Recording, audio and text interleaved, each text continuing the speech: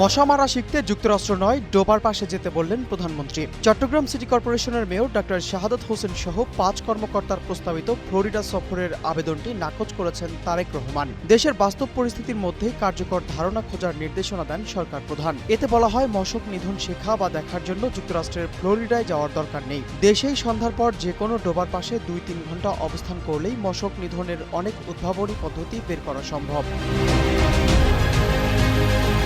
এর আগে বিদেশি প্রতিষ্ঠান ভ্যালেন্ট বায়োসায়েন্সেস এলএলসি এর অর্থায়নে মশক নির্ধারণের উদ্বোধনী কার্যক্রম পরিদর্শনের অনুমোদন চেয়ে প্রধানমন্ত্রীর কার্যালয়ে একটি বিশেষ সারসংক্ষেপ পাঠিয়েছিল স্থানীয় সরকার বিভাগ। বিদেশ সফরের সেই ফাইলে পড়ল প্রধানমন্ত্রীর লাল কালির টান।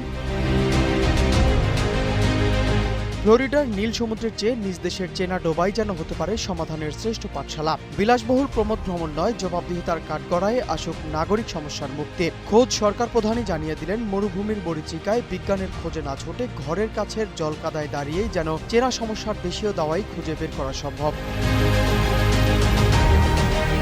নূর ইসলাম, নিউজ ডেস্ক, গ্লোবাল টেলিভিশন।